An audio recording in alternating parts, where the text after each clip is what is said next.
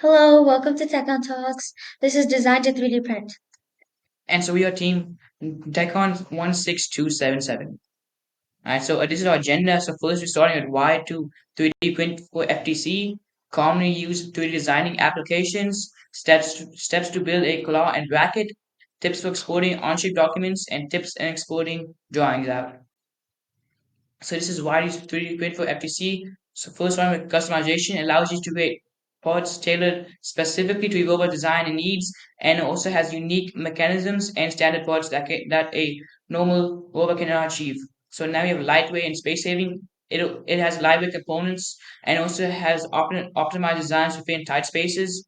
We have rapid prototyping. You can test and iterate designs quickly.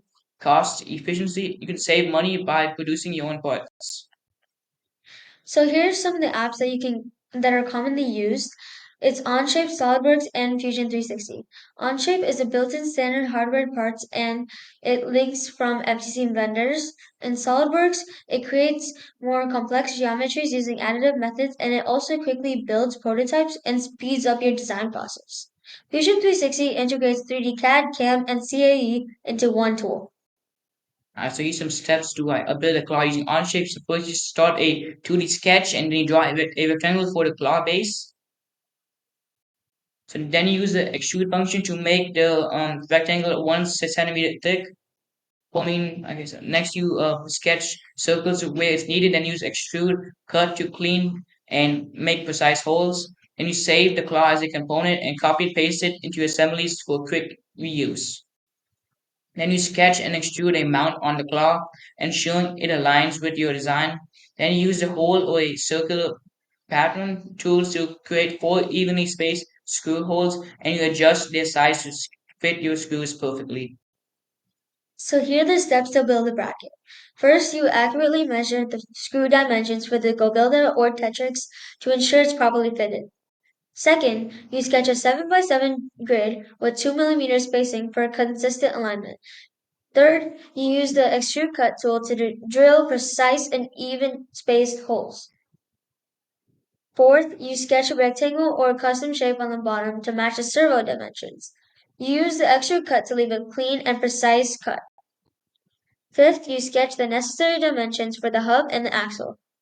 Use the extrude cut to create accurate spaces for both components. Sixth, you use the Tetrix plate as a reference so you don't misalign when you actually 3D print it. Seven, you use the extrude cut to add these holes in two aligned locations for secure mounting. Right. How to export model from Onshape.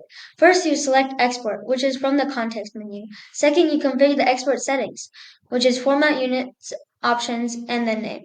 In format, you choose a file format, which is STEP, STL, Parasolid, IGES, or others depending on your needs. Units, you have to specify the units, which is either millimeters, inches, centimeters, etc. Options, some formats may have additional options like tessellation for STL files. Name, set the name for exported file. Export location, you have to save your local device or cloud storage depending on your setup. So these are some exporting drawings and tips. First, to export a drawing, you open the drawing, you navigate to the drawing tab in document, then you click the export button. So look for the export icon in the top right corner of the drawing view. Then you select a export format. Common options include PDF, DXF, or DWG. Then you adjust the export options, set scales, layers, or other relevant details based on the chosen format. Then you save and you specify the file name and save location. Some tips if exporting for 3D printing, STL is the most common used format. Then check your export settings to ensure compatibility with the intended use of the file. For sharing with other CAD software, STEP or Parasolid are widely compatible. To ensure the orientation, reorient the model if necessary before export, especially for 3D printing, to avoid unexpected orientations during slicing, and adjust line weights and colors in on-shape drawing settings before exporting, as these can affect the readability of your documents. And this is the summary. Overall, using 3D printing in FTC can be very beneficial to your FTC team. It allows your team to be able to save money buying to print materials rather than buying the parts. You can design and iterate your designs quickly and design parts tailored especially to your needs. There are many apps you can choose for them. For an example, you can choose Onshape Fusion, 360, and SolidWorks.